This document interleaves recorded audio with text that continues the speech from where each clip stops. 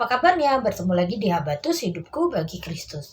Hai adik-adik, hari ini kita akan belajar dari Amsal yang ke-28 ayat 25 sampai yang ke-28. Kita akan belajar sama-sama tentang orang yang loba.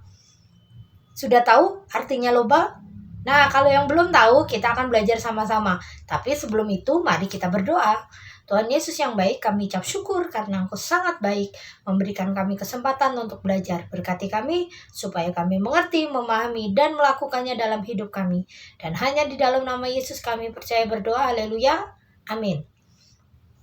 Ibu Yana akan membaca 3 ayat yang akan saling berhubungan. Adik-adik akan menyimaknya ya.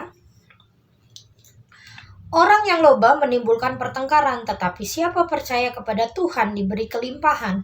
Siapa percaya kepada hatinya sendiri adalah orang bebal, tetapi siapa yang berlaku dengan bijak akan selamat. Siapa yang memberi kepada orang miskin tidak akan berkekurangan, tetapi orang yang menutup matanya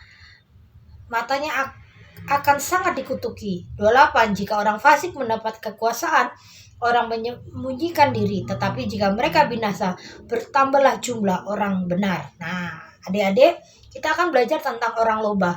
Orang loba ini artinya orang yang tamak, orang yang serakah, orang yang tidak mau sedikit kikir dia. Kikir itu pelit. Orang yang maunya dapatnya banyak. Nah, adik-adik, suka nggak berteman dengan orang yang loba, orang yang serakah, orang yang rakus, orang yang tidak mau sedikit, orang yang kikir, orang yang pelit, orang yang egois seperti ini? Adik-adik suka nggak berteman dengan orang loba? Cirinya orang loba adalah ia selalu akan menimbulkan pertengkaran. Kenapa? Karena orang yang serakah ini berarti orang yang tidak mau berbagi. Dia tidak mau berbagi, bagiannya harus lebih besar daripada orang lain. Andai kan dia sudah dijatah misalnya roti, misalnya harusnya dibagi 2 atau dibagi 4, dia akan minta bagian yang paling besar untuk dirinya. Nah, adik-adik suka nggak berteman dengan orang seperti ini yang serakah? Pasti tidak. Itu akan menimbulkan pertengkaran, akan menimbulkan rasa jengkel gitu kan ya. Orang loba ini juga orang yang percaya pada hatinya sendiri. Dia tidak mau dinasehati. Dia merasa dirinya benar. Kelakuannya benar, keputusannya benar.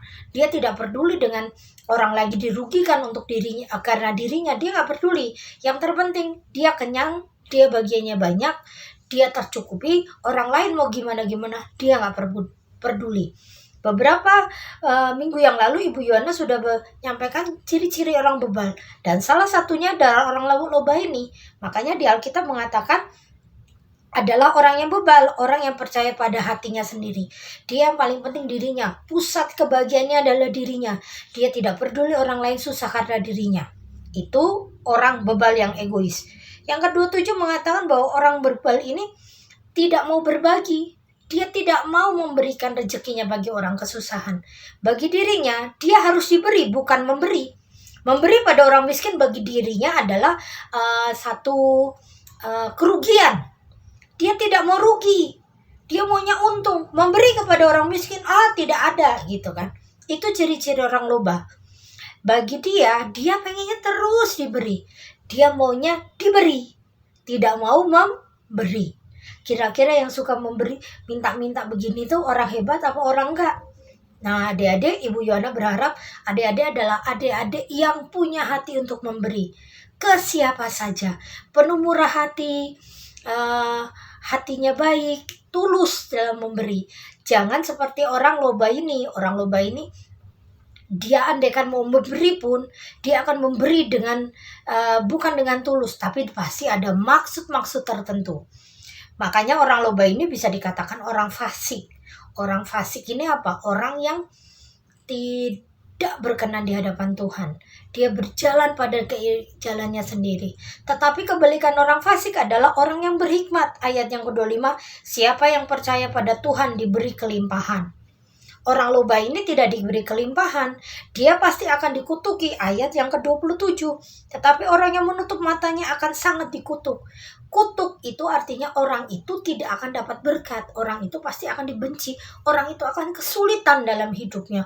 Walaupun dia punya uang banyak, walaupun dia punya rumah mewah, walaupun dia punya segala-galanya, tetapi hidupnya tidak bahagia. Mungkin dia sakit-sakitan, mungkin dia mengalami permasalahan-permasalahan sehingga dia tidak bahagia. Bagi orang loba, yang penting dia punya banyak, tetapi kebahagiaan sejati adalah kebahagiaan yang dituliskan di ayat yang 25. Siapa yang percaya pada Tuhan diberi kelimpahan. Percaya pada Tuhan adalah cara apa tuh, salah satunya adalah memberi diri kita pada Tuhan.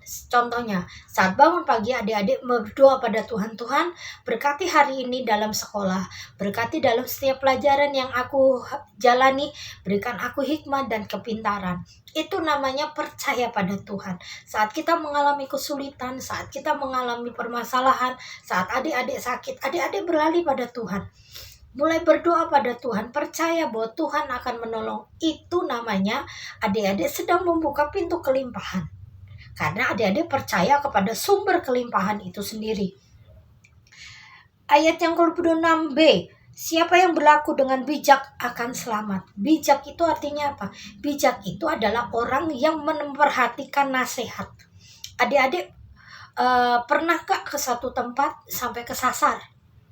Terus ingat, kita buka Google Map kita, dilihat, jalannya begini-begini, akhirnya selamat. Atau andaikan tidak Google Map, mulai bertanya, Pak punten, jalan ke Tegalega kemana ya? Ini nanti dari sini lurus-lurus, ikuti saja jalan ini. Nah, saat kita memperhatikan nasihat, kita akan selamat, kita akan sampai tujuan. Begitu juga hidup adik-adik dan ibu juga.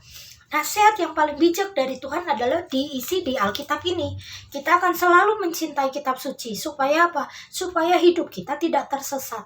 Bagaimana saat kita menghadapi orang yang nyebelin, bagaimana saat kita menghadapi masalah, bagaimana saat kita sakit. Alkitab sudah menuliskan dengan sangat detail apa yang harus kita lakukan. Bahkan kita tahu keselamatan kita berasal dari Tuhan. Dan itu tertulis di kitab suci. Keselamatan kita bukan karena melakukan perbuatan baik, tetapi keselamatan kita adalah percaya kepada Tuhan Yesus yang sudah mati di kayu salib untuk kita semua. Dan ini namanya orang bijak yang memperhatikan apa? Nasihat.